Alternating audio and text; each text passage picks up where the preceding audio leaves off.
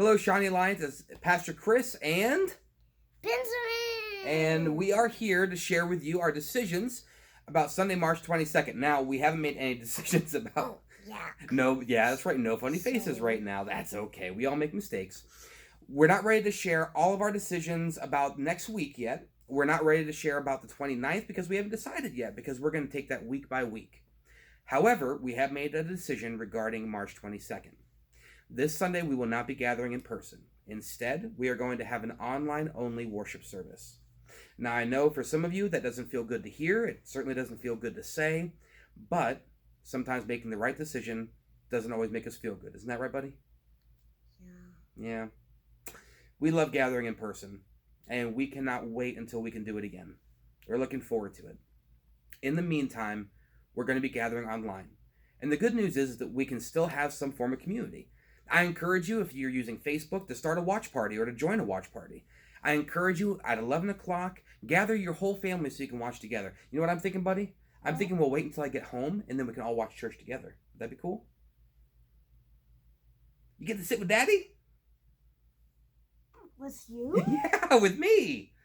I would love to, Dad. Okay. So we can still make the best out of a bad situation. Now, the truth is, it's not going to quite be the same, and we know that, and it's not going to be what we want, and we understand that. But something that a lot of people don't realize is we put a lot of work into keeping Sunday morning safe. When you get checked in, you know how you get that label that goes on your shirt? When you go to church and you get a label, it goes on your shirt. It probably goes in the back, doesn't it? Oh, you mean my tag? Yeah, your tag. That tag has every child's name, and we want to make sure we match up the right kid with the right adult. It has any allergies they have. Benjamin doesn't drink milk, do you? No, and every volunteer and every adult needs to know that.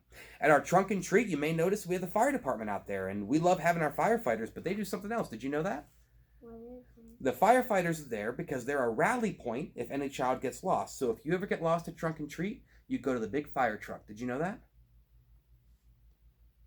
How do I know where a fire truck is? That's a good question, Benjamin. I swear we didn't rehearse this. You would know where the big fire truck is because we have a PA system.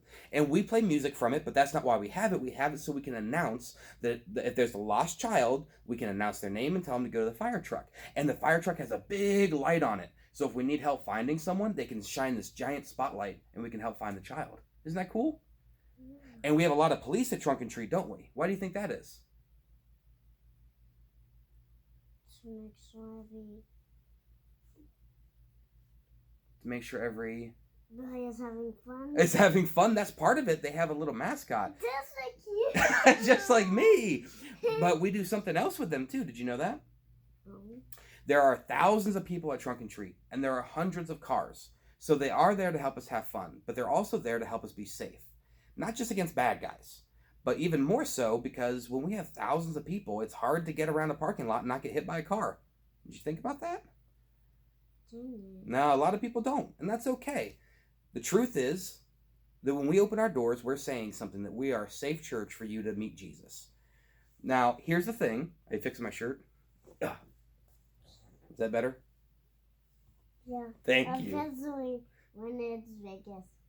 Yeah, okay. We gotta finish the video. There we go. Okay, so there's a few things that we talked about, but I want you to know, when we open the church doors, we're saying it's a safe place. We're saying that it's safe to bring your family in. Did you know every single time we get in the car, we take a risk? What's a risk? A risk is knowing that something bad could happen, but still doing something anyway. So, for example, you know when you jump down the stairs and you make that big leap off the landing? You have a little bit of a risk that maybe you would bump your knee or get hurt. But it's still fun, and it's not a big risk, so you still do it. When we get in a car, every time we take a risk that we'll get into an accident. During flu season, we take a risk that if we go to church, we're going to catch something. But we also take precautions. What do we do when we put you in the car? Do you sit in the front seat with Daddy? No. You sit in the back in your car seat. And I buckle my seatbelt. And during the flu season, maybe we give a fist bump instead of a hug. We make some prudent changes. But it's still safe when you walk in the building. And if we didn't think so, we wouldn't open the doors.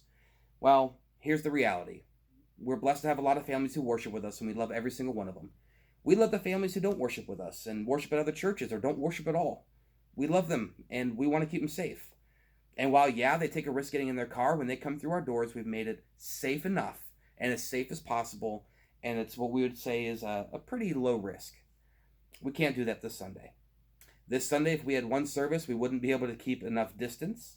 But you know, you're supposed to stay away from people right now, except Daddy and Mommy. You can stay close to us. But also, beyond that, if we had more than one service, we could probably have enough distance, but we couldn't clean the building in between services. So we made a tough decision, didn't we? We're not going to meet in person this Sunday. We are going to continue to have online community. We're going to continue to prepare our ministries to move online for the near future, and we cannot wait until we get to gather in person, because I know you can't wait to see Miss Kayla and Miss Erin and all your friends, right? Yeah, especially Noah. Especially Noah. He's one of my favorite. He's one of your favorite friends? Yeah. We're going to miss gathering together this Sunday, and it's not going to be the situation we want, but we're going to make the most of it.